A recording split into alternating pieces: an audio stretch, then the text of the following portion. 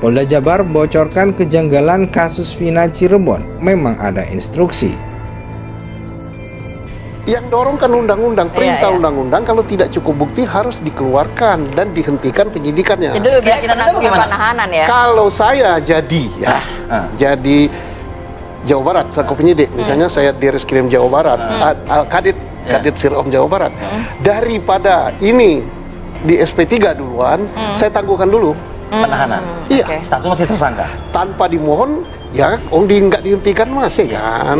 Tetapi setelah sekian lama dia tidak ketemu, ininya ya hentikan. Dan itu dihentikan itu prestasi loh. Kenapa? Definisi penyidikan bukan yang memalukan itu malah. Bukan, ini prestasi. Kalau ini nilainya misalnya jalur prestasi ini lebih tinggi, jalur prestasi ini. Lihat aja kalau mau masuk SMA kan, jalur prestasi yang nilainya A1 semua kan. Kalau ini kan jalur paksa. 7-8 pelaku tindak pidana lainnya tidak pernah mengatakan bahwa pelakunya orang lain, tapi kami lakukan bersama-sama. Orang biasanya mengalihkan tanggung jawab kalau dia mengatakan saya tidak melakukan tapi orang lain. Tapi di sini kan kami lakukan bersama-sama. Sehingga dan ini putusan sudah final, sudah inkrah. Sekarang dirubah lagi dengan penyidikan yang begitu singkat. Makanya kita mengatakan masyarakat sudah tidak akan dapat lagi mengharapkan keadilan jangka panjang, tidak akan puas kalau hanya menunggu Peggy disidangkan yang kemungkinan dinyatakan bersalah atau tidak bersalah. Ya. Jadi sekali lagi kami menghimbau kepada Bapak Presiden Jokowi agar membentuk tim pencari fakta dari kalangan universitas yang ahli-ahli hukum pidana untuk menyelidiki dari mulai tahun 2016 sampai sekarang. Bahwa untuk membuat terang terkait dengan peristiwa pidana yang terjadi. Nah, ini tentu untuk proses pembuktian dari penyidikan yang sedang dilakukan oleh teman-teman penyidik di Treskrimum Polda Jawa Barat.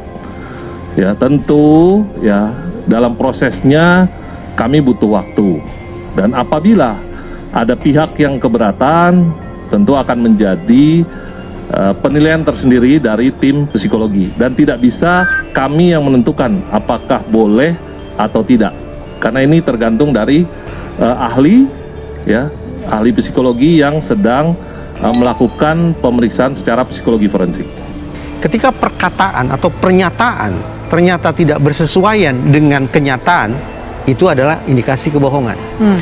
Instrumen atau alat yang disebut sebagai lie detector atau deteksi kebohongan itu faktanya tidak mengukur kata, lebih-lebih tidak tahu fakta, dan juga sama sekali tidak melakukan perbandingan antara pernyataan dan kenyataan pada diri terperiksa. Apa yang bisa diukur oleh lantas itu? Apa yang diukur oleh lie detector? Cuma satu, respon fisiologis manusia.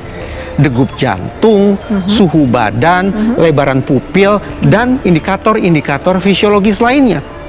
Ketika ternyata terjadi grafik yang katakanlah ekstrim, maka itulah yang ditafsirkan ini indikasi kebohongan, ini indikasi kejujuran, indikasi kebohongan dan kejujuran dan seterusnya. Padahal saya ini bukan seorang tersangka ini saat ini. Saat ini saya sedang ngobrol dengan Mbak Putri, saya bisa cemas minta ampun ini. Dan ketika dikenakan lie detector kepada diri saya, bisa saja simpulannya saya sedang berbohong. Demikian pula terperiksa. Andaikanlah ada seorang terperiksa yang tidak melakukan perbuatan pidana, tapi dia ditekan harus mengakui sesuatu yang tidak dia lakukan, apa jadinya? Tekanan psikologis yang sedemikian hebat bagi dia, sehingga ketika lagi-lagi dikenakan lie detector pada tubuhnya, maka grafiknya seolah-olah menunjukkan dia sedang menyampaikan dusta. Lagi-lagi kita bicara tentang penggunaan instrumen psikologi kah itu, tanda petik lie detector kah itu, jangan untuk tujuan intimidasi dan membangun stigma negatif terhadap terperiksa. Sebagian publik menilai banyak kejanggalan-kejanggalan di kasus Vina Cirebon, namun hal itu langsung diungkapkan Polda Jabar, di mana Polda Jabar mengungkapkan adanya kejanggalan saat menyelidiki ulang kasus pembunuhan Vina dan pacarnya Rizky alias Eki di Cirebon tahun 2016 silam. Satu di antaranya ada pihak yang mengarahkan cerita hingga keterangan palsu kepada sejumlah saksi. Bahkan ironisnya polisi mengungkapkan upaya itu dilakukan oleh kuasa hukum dalam kasus tersebut. Hal itu dilakukan ketika sidang berjalan di tahun 2017 lalu. Bahkan pengacara sejumlah terpidana mengarahkan supaya seorang saksi yaitu RT setempat berinisial AP untuk memberikan keterangan palsu. Jadi memang ada instruksi dari kuasa hukum. Semua tersangka diperintahkan untuk mencabut keterangan. Bahkan di persidangan terungkap bahwasannya kuasa hukum mendatangi salah satu saksi untuk mengarang cerita. Beber di Reskrimum Polda Jabar Kombes Pol Surawan. Dia menyebutkan keterangan cerita itu menggambarkan seolah-olah pada malam kejadian pembunuhan Vina mereka sedang tidur di rumah RT berinisial AP. Selain itu cerita itu sempat dituangkan dalam BAP sebelum akhirnya dicabut kembali oleh si ketua RT menjelang persidangan berjalan. Jadi tersangka diminta mengarang cerita bahwasannya mereka ini pada saat kejadian itu tidur di rumah Pak RT dan itu sempat Pak RT terangkan. Namun pada akhirnya dicabut sendiri para tersangka pada saat kejadian itu mereka tidak tidur di rumah Pak RT melainkan besok malamnya setelah kejadian, bebernya. Kejadian kan malam Minggu, jadi malam Senin mereka itu tidur di rumah Pak RT, itu benar. Jadi Pak RT waktu itu sempat mengaku bahwa mereka tidur, akhirnya dicabut pada saat sidang. Dan itu menurut keterangan dari para saksi itu adalah permintaan dari kuasa hukum tersangka dan keluarganya. Lanjutnya mengungkapkan seperti yang dilansir dari berbagai media massa Rabu 29 Mei 2024. Kemudian dilansir kembali dari berbagai media massa belakangan ini diketahui pengacara yang disebut Surawan adalah Jogi Nainggolan. Kemudian saat dikonfirmasi soal hal itu, Jogi membantah atas keterangan tersebut.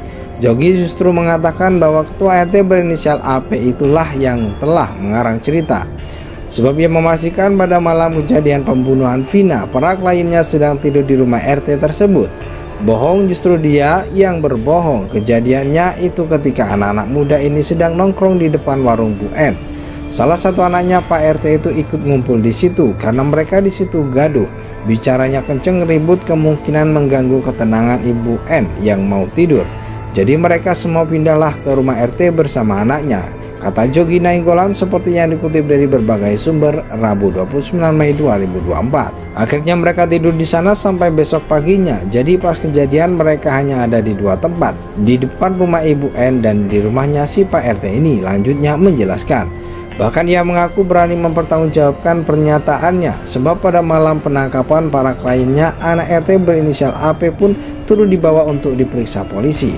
Tapi kemudian anak RT malam dibebaskan. Jadi ketika klien kami ditangkap, ini ditangkapnya bareng sama anak RT tersebut.